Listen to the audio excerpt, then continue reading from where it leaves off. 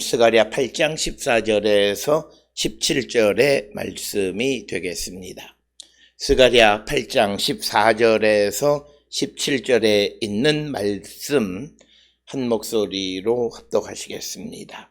만군의 여호와가 이같이 말하노라. 너희 조상들이 나를 경노하게 하였을 때에 내가 그들에게 재앙을 내리기로 뜻하고 뉘우치지 아니하였으나 이제 내가 다시 예루살렘과 유다 족속에게 은혜를 베풀기로 뜻하였나니 너희는 두려워하지 말지니라. 너희가 행할 일은 이러하니라. 너희는 이웃과 더불어 진리를 말하며 너희 성문에서 진실하고 화평한 재판을 베풀고 마음에 서로 해하기를 도모하지 말며 거짓 맹세를 좋아하지 말라. 이 모든 일은 내가 미워하는 것이니라. 여호와의 말이니라. 아멘.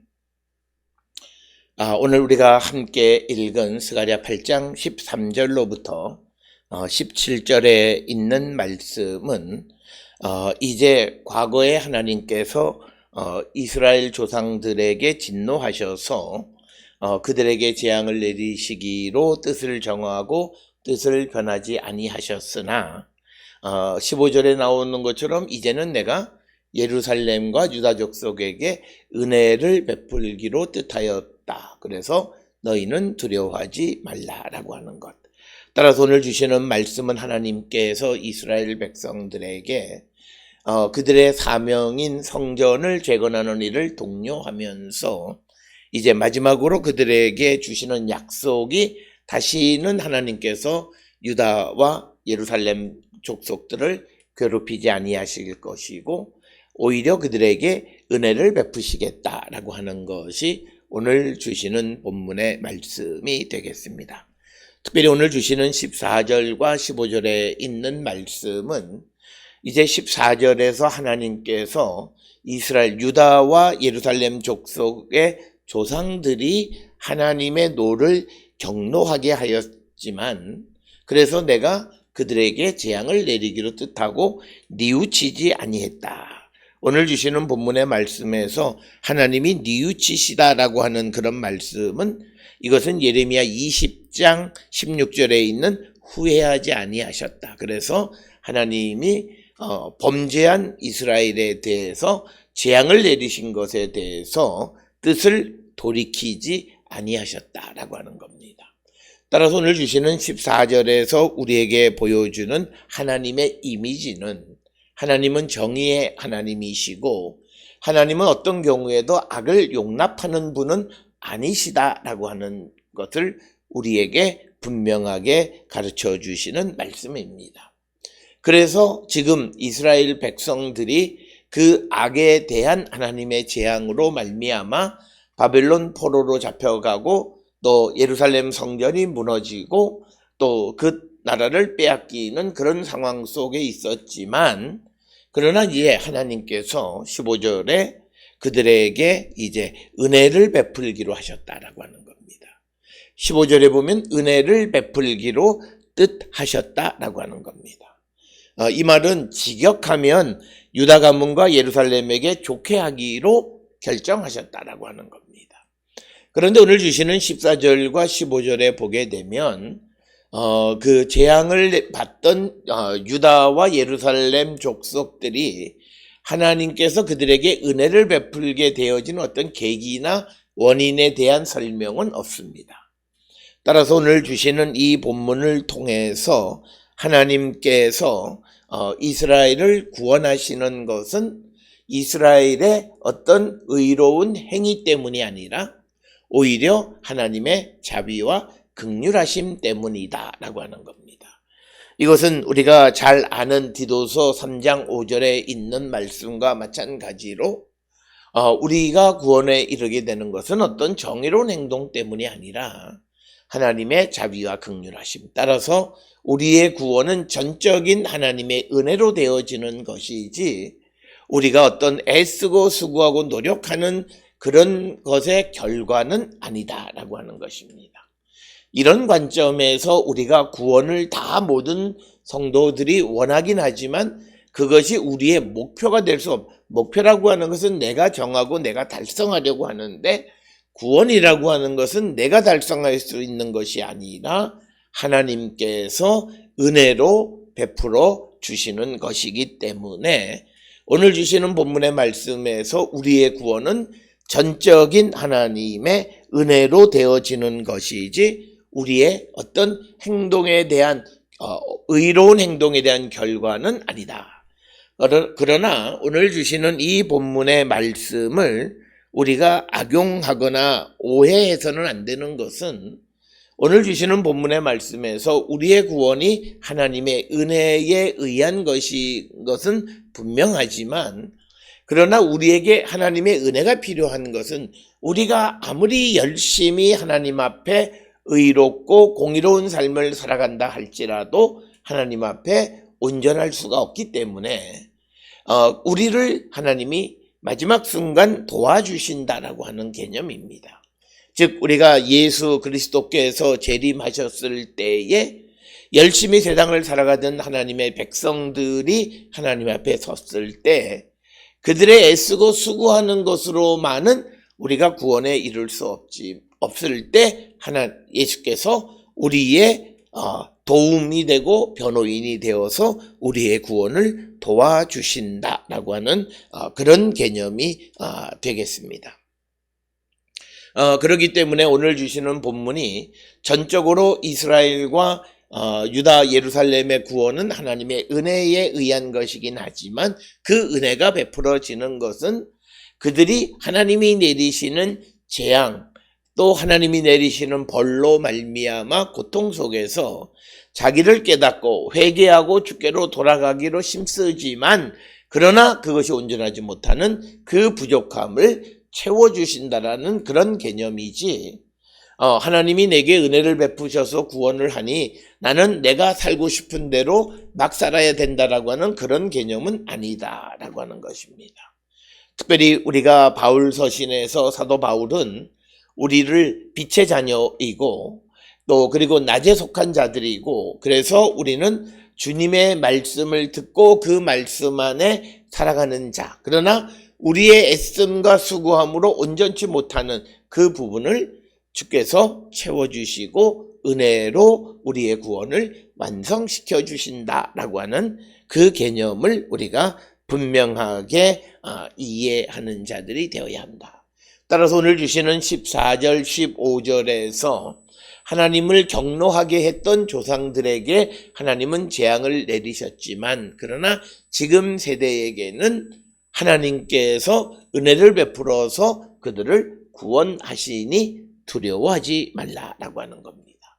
오늘 주시는 본문이나 스가랴서나 또는 이사야서에서 강조하는 하나님의 구원이 선포되어질 때 항상 하는 말씀 중 하나가 두려워하지 말라는 거예요.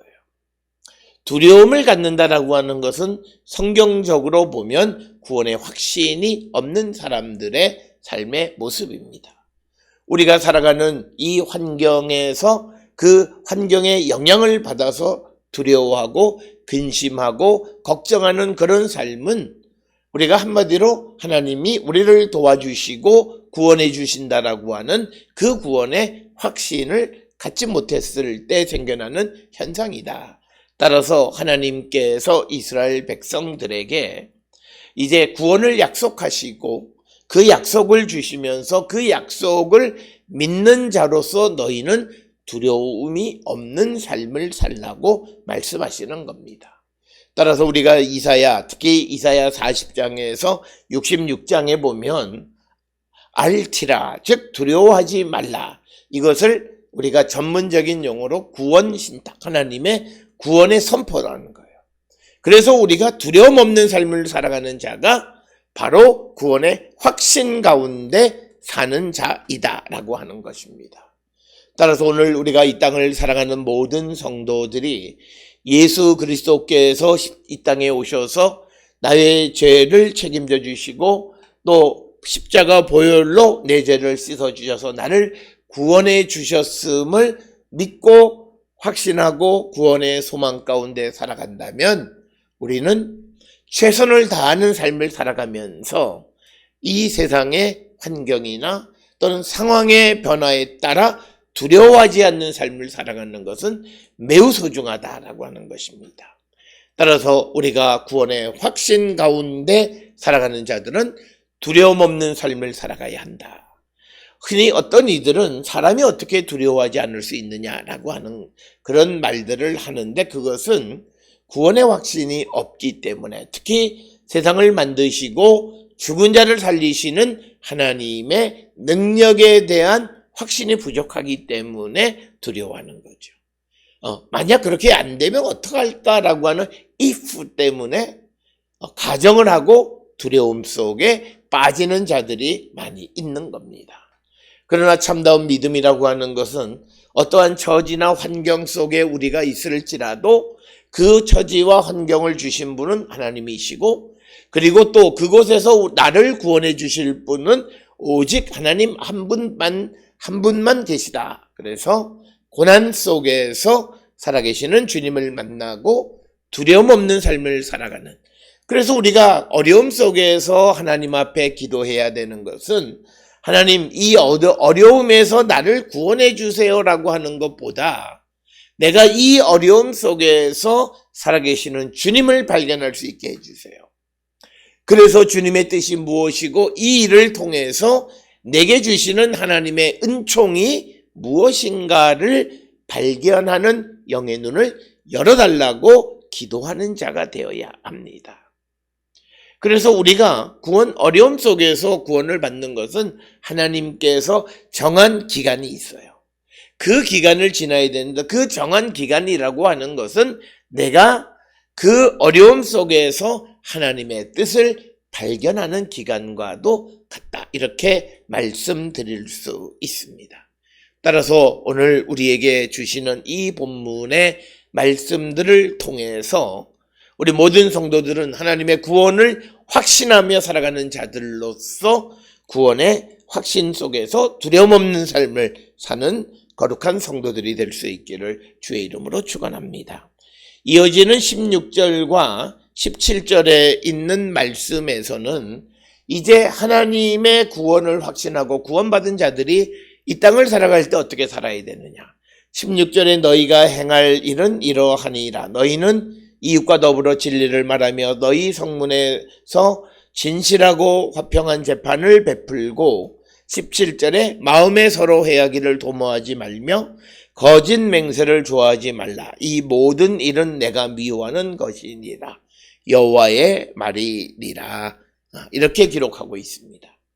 따라서 한마디로 16, 17절에서 하나님의 구원의 은총 가운데 살아가는 성도들은 하나님이 미워하는 것을 하지 말아야 합니다.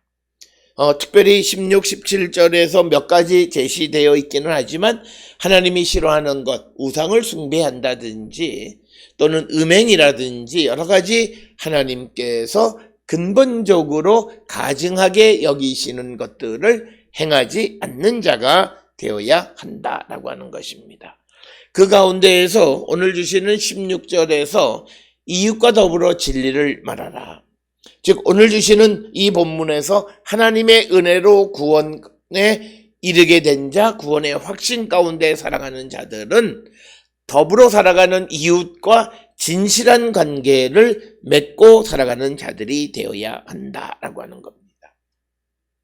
이 진실한 관계라고 하는 것은 17절에 기록되어 있는 거짓 맹세를 좋아하지 말라는 것과 밀접한 관련이 있어요.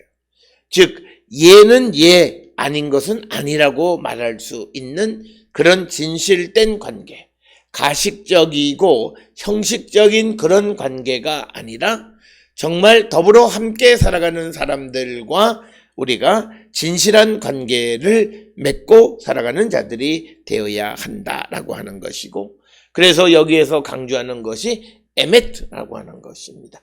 진리를 말하는 것, 거짓됨이 없는 겁니다. 사실 오늘 주시는 본문의 말씀에 17절에서 거짓 맹세라고 하는 것, 또 그리고 진실하고 화평한 재판을 베푼다라고 하는 것, 그것 모두가 세상을 살아가는 데 있어서 진실된 말을 하며 살아가는 사람들은 사실은 다 모든 일이 공의롭고 정의로울 뿐만 아니라 남에게 해를 끼치지 않고 또 거짓 맹세도 하지 않을 수 있다.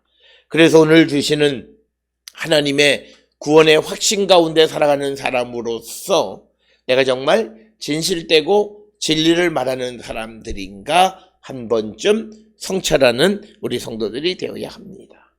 그저 우리가 나는 구원의 확신이 있다라고 말하면서도 내가 세상을 살아가면서 해서는 안 되는 나쁜 일들을 하고 남을 험담하고 남을 비방하고 있지도 않는 말들을 우리가 입에서 입으로 옮기는 삶을 살아가는 것은 분명 하나님 앞에 바른 것은 아니고, 뿐만 아니라 우리가 하나님이 우리를 도우시고 나를 구원해 주셨음을 믿는 자로서 우리가 자기의 이익과 또 어떤 자기에게 유익한 것을 위해서 거짓을 말하는 자들이 되어서는 안 된다라고 하는 것입니다. 그래서 우리가 이웃과 더불어 진리를 말하면서 우리가 세상을 살아가고 그런 가운데 우리가 이웃을 사랑하는 거죠. 우리가 사랑의 관계라고 하는 것은 진실된 겁니다. 우리가 서로 신뢰하는 관계가 되면 허물도 말할 수 있는 관계고 또 그 허물이 결코 나에게 어떤 화가 돼서 돌아오지도 않습니다. 그리고 상대가 정말 신뢰의 관계가 형성되어 있는 자라면 어떤 내가 말한 허물을 통해서 나를 위협하거나 나에게 해가 되는 일은 일어나지 않는다라고 하는 거예요. 그래서 우리가 진실된 것은 내게 허물은 허물대로 또 내가 잘할 수 있는 영광은 영광대로 말할 수 있는 자여야 돼요. 허물을 영광으로 뒤집어 씌우거나 또는 영광을 허물로 만드거나 그런 삶을 살아서는 안 된다라고 하는 것이고, 오늘 우리가 살고 있는 이 시대를 보게 되면 소위 말장난하는 것들이 많아요.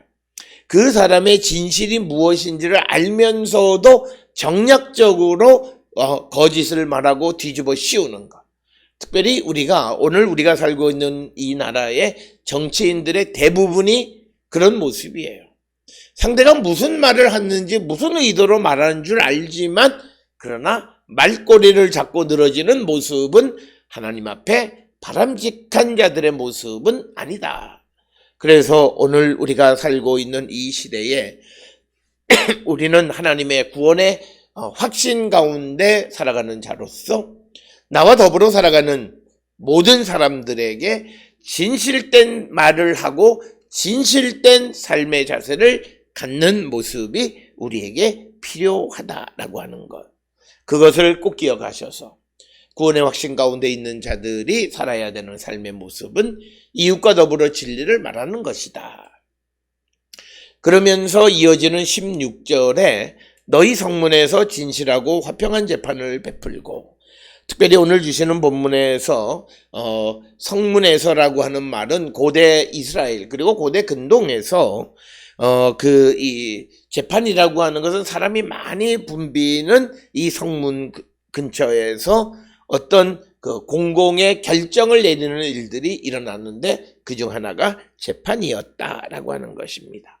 그래서 룻기 4장이나 또는 잠언 22장 22절 그리고 욥기 29장 7절에서 9절 등에 보면 성문에서 재판이 있음을 보여주고, 또 그리고 재판의 결과 누구를 처형할 때에 신명기 2장이나 22장에 보면 성문에서 처형이 실시되었던 것을 우리가 알게 됩니다. 이처럼 성문이라고 하는 곳에서는 재판이 진행되는데 화평한 재판을 하라 이렇게 말하고 있습니다. 오늘 주시는 본문에서 화평한 재판이라고 하는 미시파트 샬롬입니다. 그러니까 여기서 화평한 재판이라고 번역했지만 샬롬이라고 하는 말에는 피스, 평화라고 하는 말도 있지만 이게 완벽하다라고 하는 뜻도 있습니다.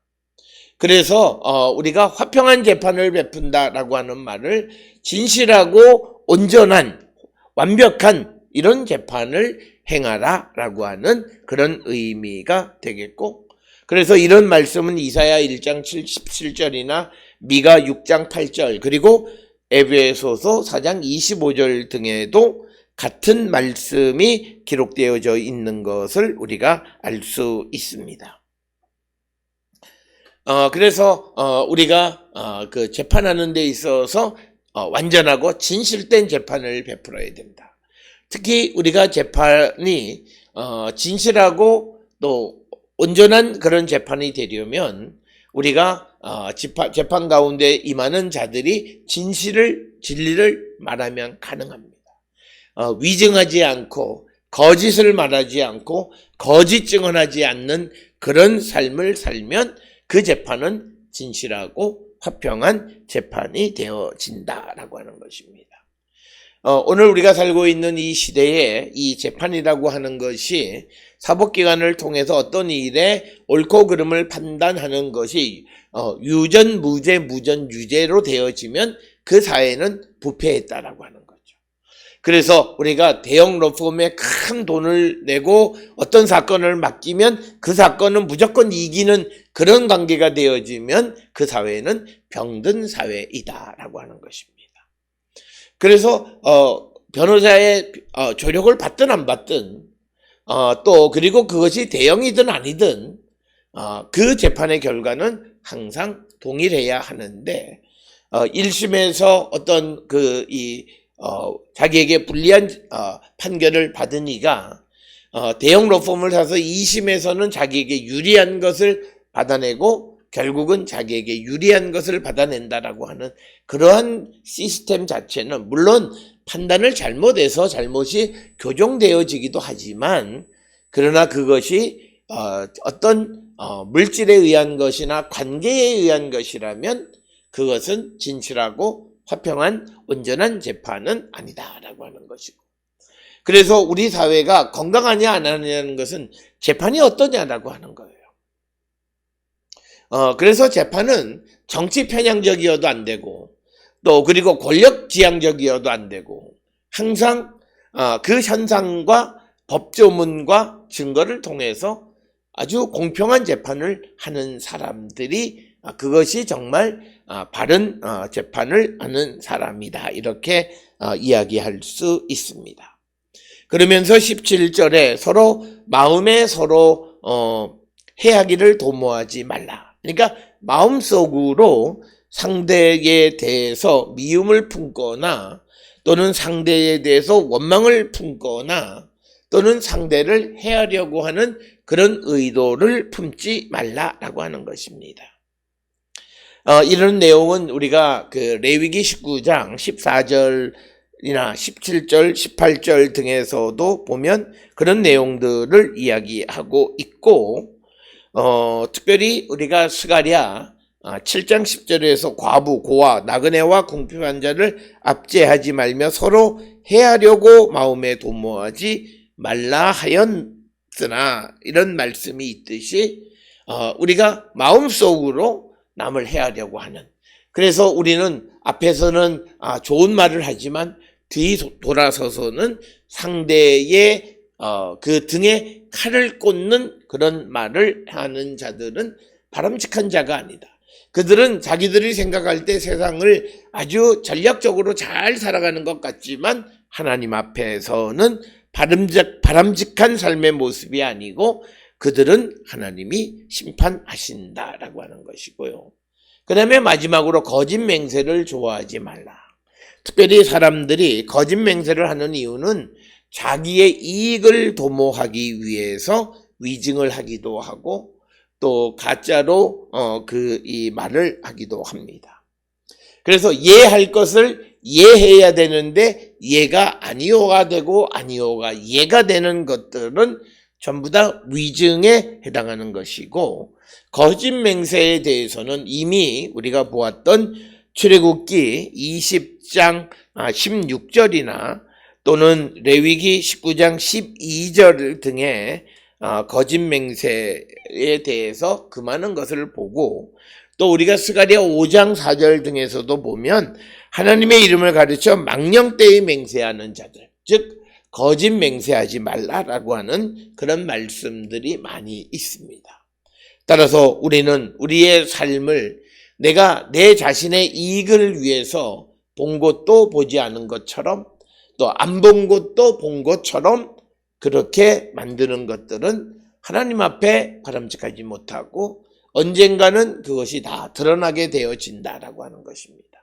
따라서 오늘 주시는 본문에서 내가 하나님의 은혜로 새 생명을 얻고 새로운 삶을 살아가는 구원의 확신 가운데 있다고 고백하며 살아가는 자들은 항상 이웃과 진리를 말하는 자, 그리고 항상 진실하고 화평한 재판을 베풀고 마음에 서로 해하기를 도모하지 않을 뿐 아니라 거짓 맹세를 좋아하지 않았고 하나님 미워하시는 것을 하지 않는 자가 되어야 한다.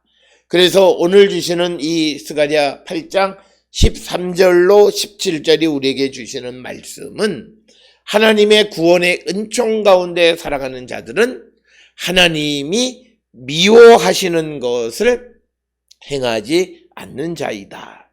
즉 우리가 이 땅을 살아가서 해서는 안 되는 것은 하나님이 미워하시는 것을 행해서는 아니 된다라고 하는 것을 분명히 기억하고, 오늘 내가 살아가는 삶에, 그리고 나의 삶에서 하나님 싫어하시는 것을 행하는 것이 있는지를 다시 한번 성찰하고, 만약 그런 것이 있다면 이 시간 털어내고 주께로 돌아가기를 결단하는 우리 모두가 되어서 하나님의 은총의 삶을 사는 거룩한 백성들이 될 수 있기를 주의 이름으로 축원합니다.